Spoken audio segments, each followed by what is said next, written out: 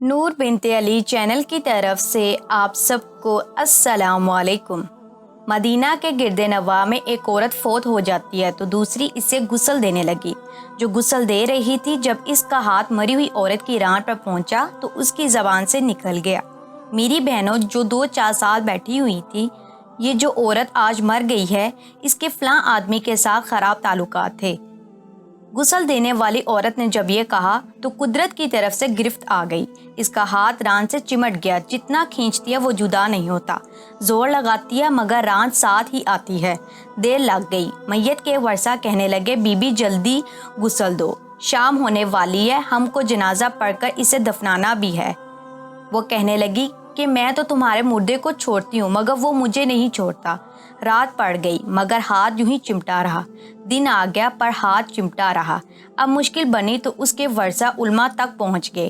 ایک مولوی سے پوچھتے ہیں، مولوی صاحب، ایک عورت دوسری عورت کو غسل دے رہی تھی تو اس کا ہاتھ اس میت کی ران کے ساتھ چمٹا رہا، اب کیا کیا جائے؟ وہ فتویٰ دیتا ہے کہ چھری سے اس کا ہاتھ کاٹ دو۔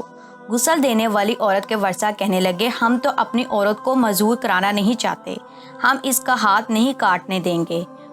انہوں نے کہا فلاں مولوی کے پاس چلیں، اس سے پوچھا تو کہنے لگا چھری لے کر مری ہوئی عورت کا گوشت کاٹ دو، مگر اس کے ورثہ نے کہا کہ ہم اپنا مردہ خراب نہیں کرنا چاہتے۔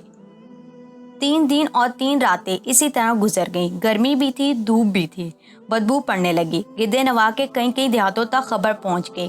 انہوں نے سوچا کہ یہاں مسئلہ کوئی حل نہیں کر سکتا، چلو مدینہ منورہ میں۔ وہاں حضرت امام مالک رحمۃ اللہ علیہ کی خدمت میں حاضر ہو کر کہنے لگے حضرت ایک عورت مری پڑی تھی، دوسری اسے غسل دے رہی تھی، اس کا ہاتھ ران کے ساتھ چمٹ گیا، چھوٹتا ہی نہیں، 3 دن ہو گئے، کیا فتویٰ ہے؟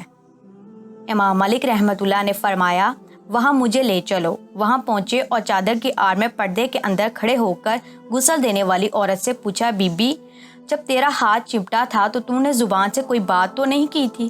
وہ کہنے لگی میں نے کہا تھا کہ جو عورت مری ہے اس کے فلاں مرد کے ساتھ ناجائز تعلقات تھے۔ امام مالک رحمۃ اللہ نے پوچھا بی بی جو تو نے تہمت لگائی ہے کہ اس کے 4 چشم دید گواہ تیرے پاس ہیں؟ کہنے لگی نہیں۔ پھر فرمایا اس عورت نے خود تیرے سامنے اپنے بارے میں قرار جرم کیا تھا؟ کہنے لگی نہیں۔ فرمایا پھر تو نے کیوں تہمت لگائی ہے؟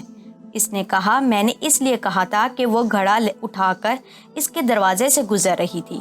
یہ سن کر امام مالک رحمۃ اللہ نے وہیں کھڑے ہو کر پورے قرآن میں نظر دوڑائی، پھر فرمانے لگے قرآن پاک میں آتا ہے جو عورتوں پر ناجائز تہمت لگاتے ہیں پھر ان کے پاس 4 گواہ نہیں ہوتے تو ان کی سزا ہے کہ ان کو 80 کوڑے مارے جائیں۔